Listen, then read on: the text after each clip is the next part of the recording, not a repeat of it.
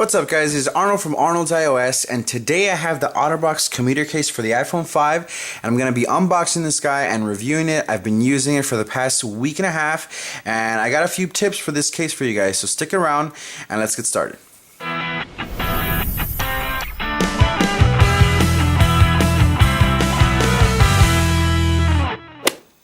Alright, so like I mentioned, we have the OtterBox Commuter case for the iPhone 5. Now, this is a really nice case. I like it, but it has its pros and cons. This case will set you back around $40, and in the description below, I will leave the pricing, I will leave the links to where you can buy it, so you guys can pick it up in a variety of colors that OtterBox offers. So let's get started. I'm going to open her up. And inside you get the OtterBox case. Let's put that aside. Alright, so inside the case you get a ton of cool little features. If you pop this out, let me put this stuff aside really quick. You get this little Welcome to Planet OtterBox pamphlet. It says, you've bought more than a great case. You've bought a form-fitting, fully functional cover made by the most trusted mobile case manufacturer. That's very trusting.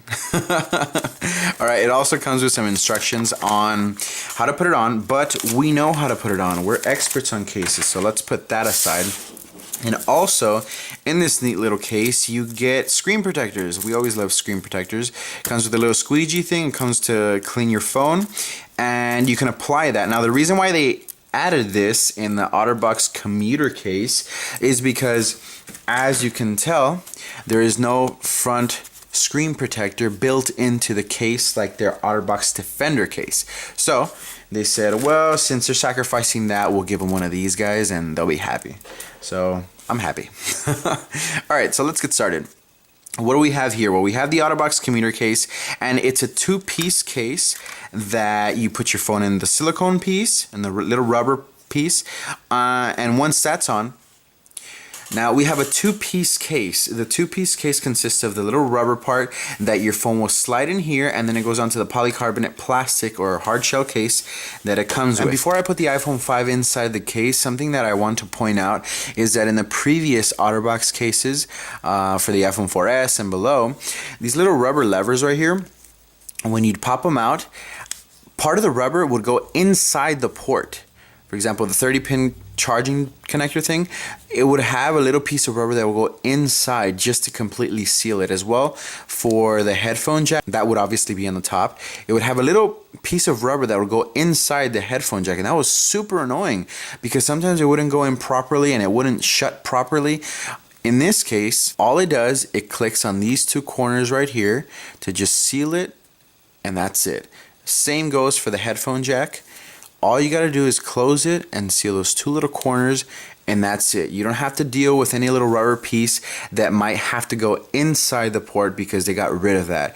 And in my opinion, that was a really great decision on their behalf because that was super annoying. So, without further ado, let's get this bad boy in here.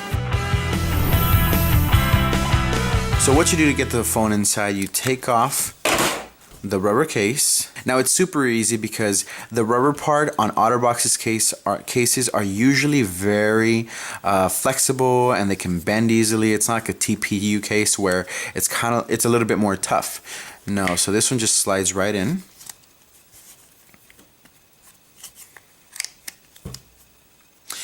And there you go. Now you can't use this by itself. You have to slide in the hard shell case, which is this one right here. And what they say to do is that you have to slide in the bottom part first and kind of place it in there. And what I did to use is I kind of pulled this up a little bit so that the little button can slide in easier because it was a little bit hard. Once you got that in, it slides in place. And there you go. If you don't really know how to put it on, it kind of can be a little difficult because all these buttons will go everywhere and the little things right here and at the bottom will go everywhere, but no, it's fine. Now, my initial impression on the case is that it's really thick. I know you're getting a really good quality case that it's going to protect it against these, drops, and it won't damage the phone, but I personally won't sacrifice size and sleek design and the thinness of the phone for just a better protecting case. In that case, I'll just use one of these guys, just a spec case. It's a lot thinner and it protects the phone fairly well. But if that doesn't matter to you, if you don't mind having a thick case, then more power to you. You're really going to love this case. Now, on the left, we have the volume buttons, we have the vibrate switch. Now, I have to kind of reach in a little bit to get the vibrate switch, which is totally fine. You know you're getting a high quality case, so it's something that you're gonna have to deal with because it's a thicker case. Now at the top, I've been using this case for a while, maybe for about a week, I think, because I bought it a week ago. And the on and off switch is horrible. It's just horrible. You have to really press hard on it. It is absolutely horrible.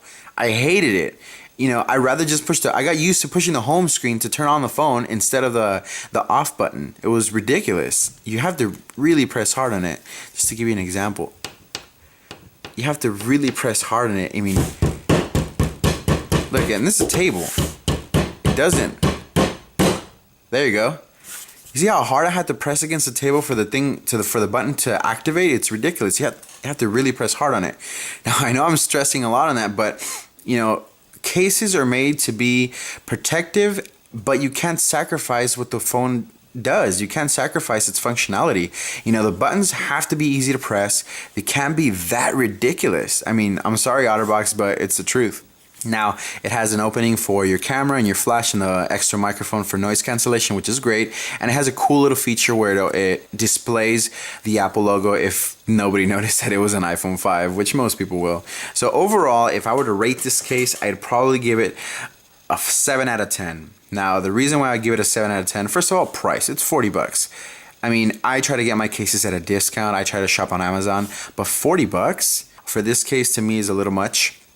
And that's one of the reasons why I gave it a 7. Another reason why I went all the way down to a 7 is because that darn button is just ridiculous. You notice that I had to really hit the... Oh, there you go. You notice that I really had to hit it really hard for it to click. And in other cases, just bloop, very easily it clicks. Now, that was retarded. I hated that. Now, the last reason why I would give it a 7 is because of its size. It's very thick.